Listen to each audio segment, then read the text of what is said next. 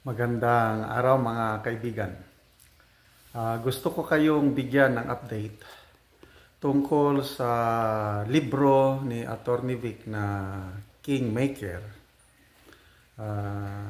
Lalo na yung mga nagnanais na gustong makabili ng kopya nito. Medyo malungkot na balita ito. Ito sa post ni Madam Malu Tikia. Sabi niya, copies sold out. We'll let you know once we get another set. Thanks, Kingmaker.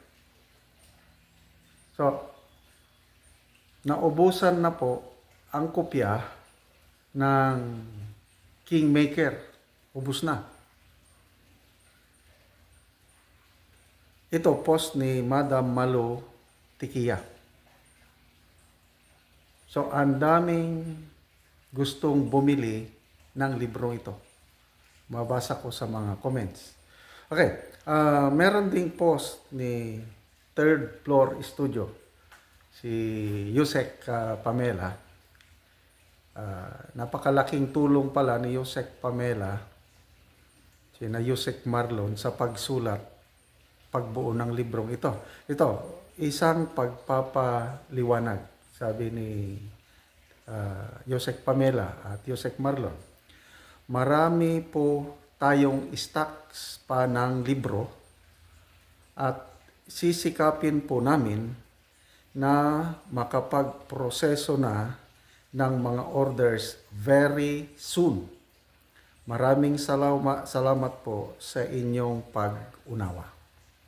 Okay, ang basing from the comments, naintindihan ko, no?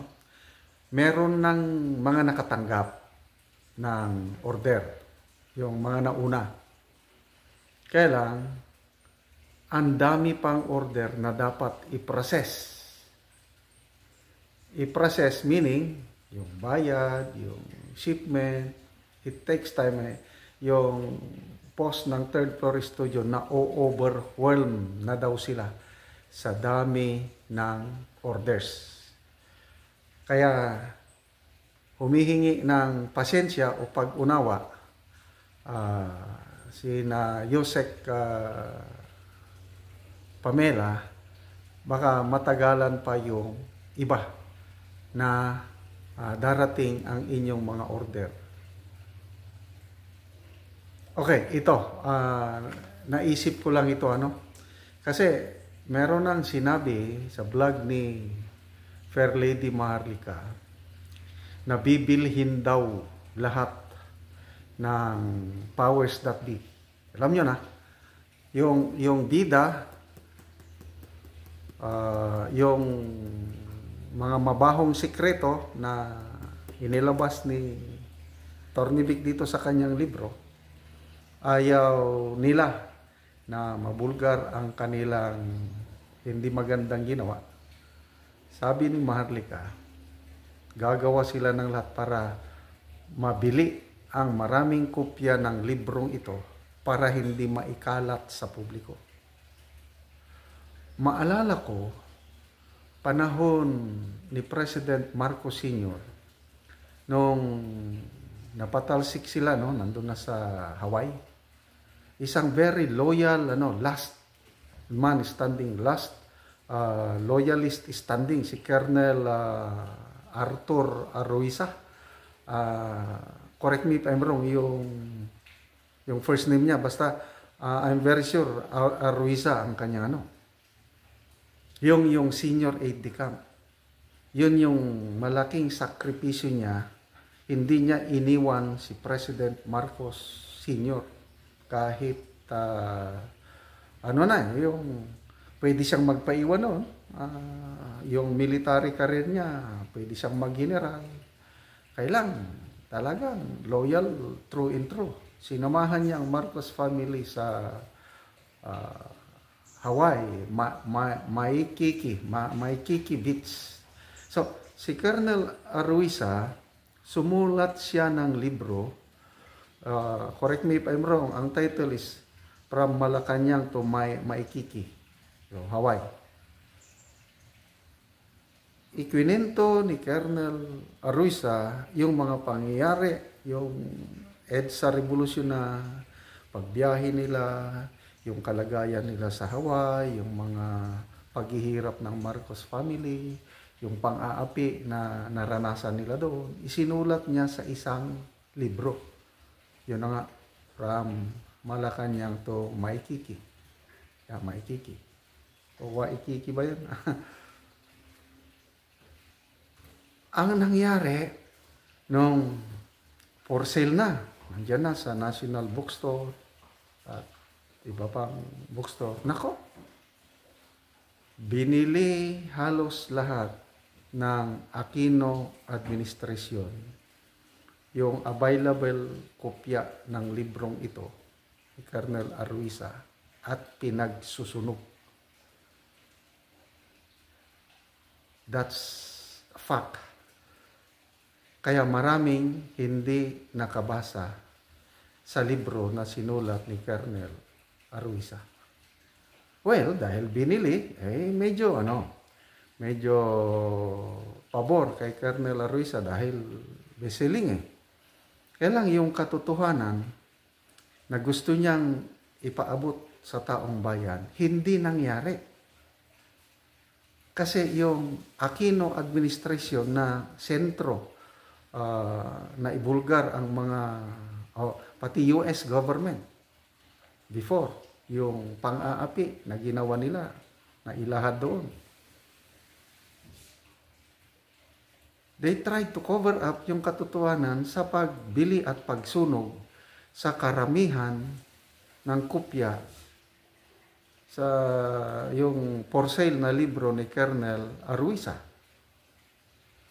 So, ito ngayon, itong libro ni Atty. Vic, na isiniwalat niya ang mga hindi magandang nangyari sa Malacanang nung nandun pa siya. Ano sa tingin nyo? Sitting pretty na lang yung taong nasasangkot? O they will do everything they can using money, people's money, to buy? Maraming kopya nito at kagaya ng Aquino administration, susunugin din nila para hindi malaman ng taong bayan ang katotohanan. Parang history is repeating itself. Kaya ako, tuwan-tuwa ako at nabigyan na ako ng kopya ng librong ito para malaman ko ang katotohanan at ma-share ko sa ibang tao. Okay. So, yung iba, let's be patient. Total, may assurance naman si Yosek Pamela na meron pang available stock. Ang naubos lang, siguro, yung unang release. Naubos na. Meron pang, siguro, nasa printing press. Kaya lang, it takes time to process the orders. Kaya konting pasensya o maghintay lang. Okay. Marami akong nababasa, nagsasabi na gusto nilang bumili, kaya lang wala silang pera. Okay. May previous vlog na ako, naunang vlog ko na hindi naman ako mayaman. Kaya lang, yung income natin sa YouTube na ito, pantulong ito sa nangangailangan. So, ang primary beneficiaries natin, yung Talaandig tribe sa Talakag, Bukidnon, tuloy-tuloy po ang pagtulong doon. Okay na ang sayotihan nila, kamutihan. Ang ginagawa natin ngayon is nagpapatanim tayo ng lakatan. Lahat ng pamilya doon, ang target natin is 100 na lakatan seedlings ang itatanim nila balang araw. Hindi lang sayote, kamote ang source of income nila, pati na rin ang lakatan. Dahil mahal ang lakatan, maganda ang presyo, maganda ang market. So yun, lakatan. Meron tayong gagawin na potable water system project. Yung spring galing sa bundok, patayo tayo ng impounding box doon, lagyan ng hose pababa para kahit ilang buwan na El Nino, hindi na sila apektado dahil may sarili na silang tubig, mainom, panlaba, panluto at pandilig sa kanilang tanim. Yan po ang pinaglalaanan natin ng income sa ating YouTube channel nito. Salamat sa mga panonood ninyo. But then, I will set aside part of our income para pagbili ng librong ito para ibigay sa mga subscribers natin na hindi kayang magbili. So, paano kayo makakuha? Mag-comment kayo, but ito, mas maganda mag-text na lang kayo dito sa number na ito, 0916-900-997.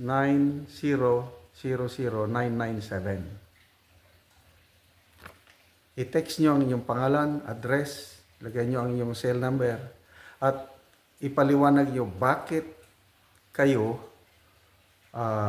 dapat mabigyan ng librong ito.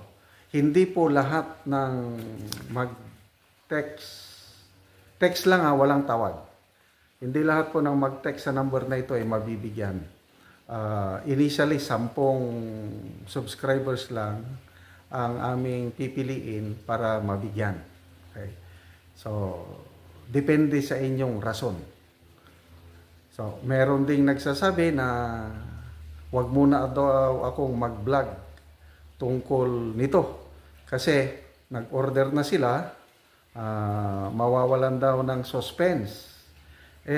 Mas marami po ang hindi makapabili nitong libro nito. Kaya I'm very sorry. I will continue vlogging whatever na maintindihan ko dito. Huwag nyo nang panoorin yung buong video. I-open nyo na lang siguro 1 minute. I-stop nyo na para may income.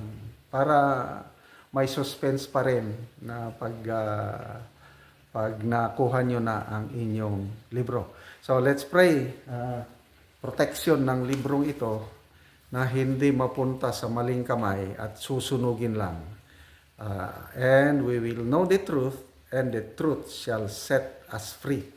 Napakaganda po ang librong ito, napakagaling ang author, ang ganda ng kwento, buhay ito ni Atty. Vic Rodriguez, at sana mas marami pang tao ang makakaalam sa katotohanan na nailahad sa librong ito.